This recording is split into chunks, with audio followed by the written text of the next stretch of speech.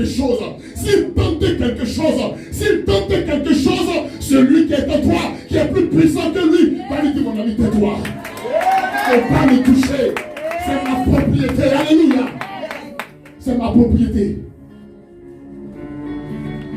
C'est ce qui fait que la Bible nous parle souvent que nous sommes en guerre. Nous sommes en guerre contre qui? Contre le royaume des ténèbres. Éphésiens 6 dit que nous n'avons pas à lutter contre la chair et le sang. Alléluia. Mais contre des esprits méchants, des principautés, des autorités, des dominations qui sont dans les lieux célestes ténébreux. Amen. Parce qu'il y a les lieux célestes en Christ,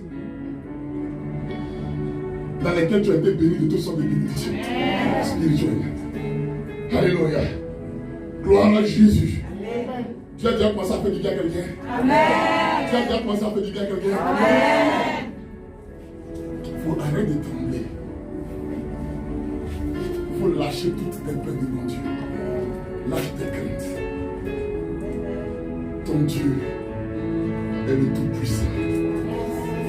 Il t'aime. Satan sait maintenant que contre toi, il ne peut plus rien faire. Avant que le Messie ne vienne, avant que le Fils de Dieu ne vienne, avant que le Christ ne vienne sur terre, et qu'il soit révélé par le Saint-Esprit en tant que tel. Alléluia.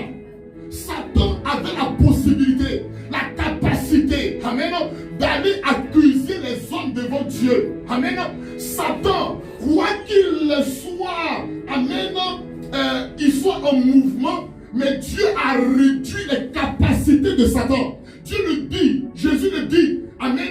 Il ne peut tomber aucun oiseau du ciel. Alléluia. Si Dieu ne l'a permis. Amen. Il dit, même vos cheveux sur vos têtes sont comptés. Alléluia. Amen.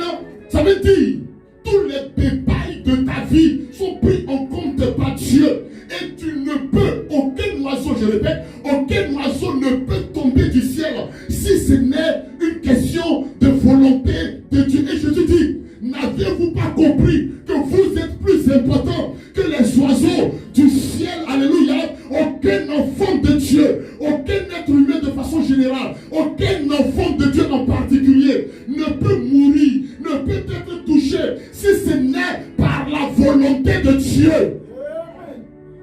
Reçois le message. Personne ne peut t'atteindre. Alléluia. Dans le but de t'ôter la vie, si ce n'est par la volonté de Dieu. Oh, tu sais quoi? Dieu n'a même pas la volonté que quelqu'un t'ôte la vie. Ce n'est même pas son désir. Tellement l'homme est important. Tellement l'homme est important aux yeux de Dieu. Satan donc partait nous accuser devant Dieu. Avant que le silo ne vienne, Satan partait nous accuser devant Dieu. Shiloh, c'est Jésus. C'est compris? Ça veut dire le pacifique. Celui qui demande de paix. Alléluia. Donc, Satan partait nous accuser. Vous pouvez voir ça dans le livre de Job, où il a accusé Job. Amen. Et Dieu lui a donné des restrictions. Même s'il devait servir contre Job, Dieu lui a donné des restrictions. Écoute-moi bien. Je suis en train d'introduire le message. Satan pouvait accuser les êtres humains devant Dieu. Et c'était Dieu maintenant qui agissait contre les hommes. Si tu lis toute la Bible, l'Ancien Testament, il ne dit nulle part que Satan a occasionné un dégât. Alléluia. Il est toujours dit que c'est Dieu qui détruit. C'est Dieu qui détruit. C'est Dieu qui détruit. C'est Dieu qui détruit. C'est Dieu qui détruit. C'est Dieu qui fait ceci. C'est Dieu qui fait ça. C'est Dieu qui fait ça. Parce qu'en réalité, il y a des fois où Dieu exerçait son jugement contre des démons, mais il y a des fois où quand les gens déconnent, c'est Satan qui partait accuser les hommes devant Dieu et pousser Dieu à agir. Alléluia. On appelle ça la justice de Dieu. Dieu exerçait sa justice. Écoute-moi bien. Parce que les choses ont changé depuis que Jésus est venu et qu'il est mort à la croix. Les choses ont changé. Le fait est qu'il y a certains enfants de Dieu qui continuent à évoluer dans l'ancienne mentalité. On appelle ça l'ancien régime. Dieu n'agit plus de cette manière. Parce que avant que Jésus ne vienne, il n'y avait personne qui était assis à la droite de Dieu. Personne qui intercédait pour l'humanité. Quand Satan partait accuser un être humain devant Dieu, il n'y avait personne qui était assis à la droite de Dieu, qui intercédait pour l'humanité. Donc Dieu exerçait sa justice. Mais depuis que Jésus est mort, qu'il est ressuscité, qu'il a été levé, amen, il s'est assis à la droite de Dieu comme ton avocat, comme ton souverain sacrificateur. C'est pourquoi quand une accusation est portée contre toi, amen, il y a ton avocat qui plaide ton cas. Et tu sais quoi? C'est l'avocat des avocats. L'avocat de la volonté de Dieu. Son œuvre accomplie est une œuvre parfaite. Qu'est-ce que la Bible dit donc? Je suis en train d'entrer dans un domaine. Il faut bien saisir. En Apocalypse 12. Verset 11 et verset 10. Et j'entendis dans le ciel une voix forte qui disait: maintenant, le salut est arrivé, et la puissance et le règne de notre Dieu. Voyez, c'est maintenant que c'est arrivé. Et l'autorité de son Christ. Dieu met bien des distinctions. Et c'est des choses à ne pas négliger. Il y a la puissance, amen, qui est le pouvoir, mais qui n'a rien à voir. Il y a la puissance d'un côté et il y a l'autorité d'un autre côté. Amen. Mais on en vient. Alléluia. Parce que la fin de mon message va porter sur les deux. Amen. De façon succincte. Car, que s'est passé? Pourquoi? Il a dit pourquoi ça s'est passé. Car lorsque Dieu a manifesté son règne, il a manifesté l'autorité de son Christ et sa puissance. Amen. Qu'est-ce qui s'est passé? Il a été précipité. Amen. L'accusateur de nos frères. C'est un ange qui parle. Il a été précipité. L'accusateur de nos frères. Celui qui les accusait.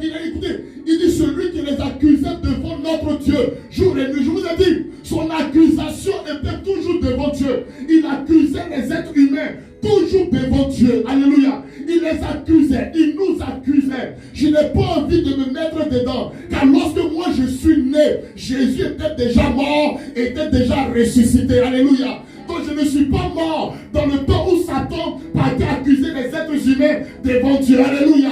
Tu n'es pas né dans le temps où Satan accusait les êtres humains devant Dieu. Ceux qui étaient là avant Jésus ont connu ça. Amen.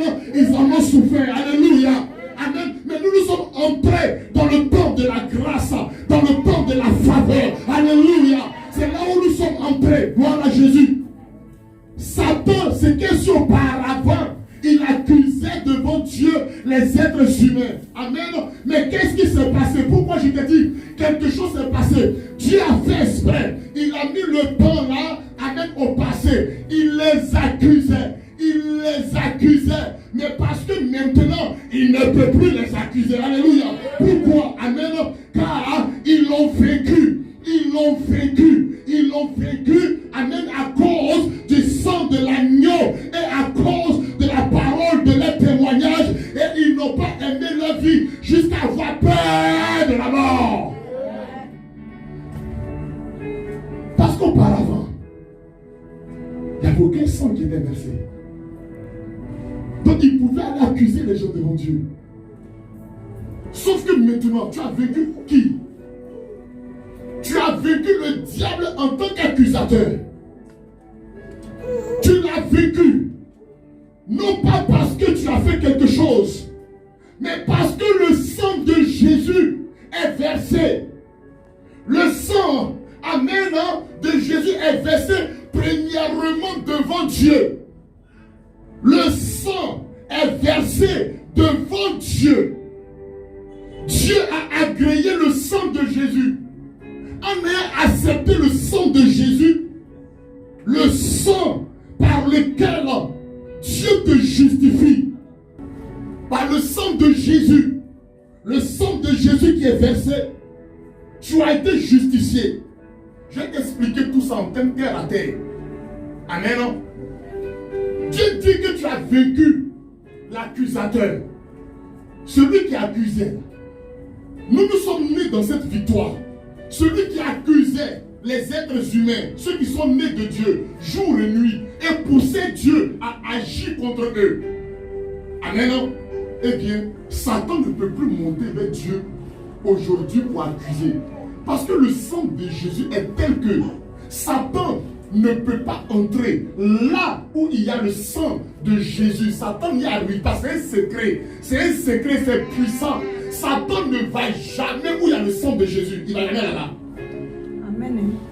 Quand on dit Satan, on parle des sorciers. On parle des occultistes. On parle des invocateurs des démons. On parle des incantateurs, des imprécateurs. Amen. On parle de tous ceux qui lancent des sorts, des sortilèges. On parle des démons. Ils ne se dirigent jamais là où il y a le sang. Le sang de qui? Le sang de Jésus. C'est Dieu qui dit, si tu veux vaincre l'ennemi là, on arrive à le vaincre à cause du sang de Jésus, à cause du sang de l'agneau. Ben net, un point, un trait. Quelqu'un qui sait travailler avec le sang de Jésus, il va réussir toujours. Mais qu'est-ce qui s'est passé? Satan ne peut plus accuser aujourd'hui devant Dieu. Ainsi, Dieu ne peut plus agir. Dieu a décidé de ne plus agir contre toi. Parce que ce qui poussait Dieu à agir contre des êtres humains, c'est parce qu'on les accusait devant Dieu. Souvenez-vous de Sodome et Gomorrhe. Lorsque Dieu est allé rencontrer Abraham, qu'est-ce qu'il a dit? Il dit, le péché de Sodome et Gomorrhe est monté jusqu'à moi. C'est-à-dire, ils ont fait monter leur péché en accusation jusqu'à lui. C'est pourquoi aussi il est descendu. Amen. Pour exercer un jugement. Alléluia. Parce qu'il y a des gens qui prient contre toi. Il y a des gens qui parlent contre toi. Alléluia. Auparavant, ils parlaient contre les êtres humains devant Dieu. Et Dieu était obligé de venir agir. Sauf que, quand le sang de Jésus est versé, amen, la Bible dit, je répète, là, c'est encore plus clair. La Bible dit, amen, en livre de Romains, je reviens encore, Romains chapitre 5, par un seul acte qui a été posé, amen, la justice de Dieu a été satisfaite. Alléluia. Ça veut dire, une fois que Jésus est mort à la croix, par ce seul sacrifice de Jésus-Christ, la justice de Dieu a été satisfaite. Donc Dieu ne cherche plus encore, amen, à rendre justice sur les êtres humains, car Amen. Lorsque Jésus était déposé là, j'ai dit le troisième. Voici l'humanité tout entière. Non. Voici l'humanité tout entière, Adam. Quand on lit des choses comme ça, c'est bien. Ça rentre dans l'esprit des gens. Celui-là, il regroupe l'humanité tout entière. C'est chaque homme qui se retrouve en lui. Et chaque homme a péché contre Dieu. Amen. Et Dieu doit tuer celui qui a péché. Car la Bible dit, Romains 6, verset 23, que le salaire du péché, là, amen, c'est la mort. C'est-à-dire, si quelqu'un a péché, qui a le péché, on monte, on descend, la rétribution à lui verser, c'est forcément, obligatoirement la mort. Alléluia. Amen. Donc Dieu est tenu d'exercer une sentence de justice sur l'être humain.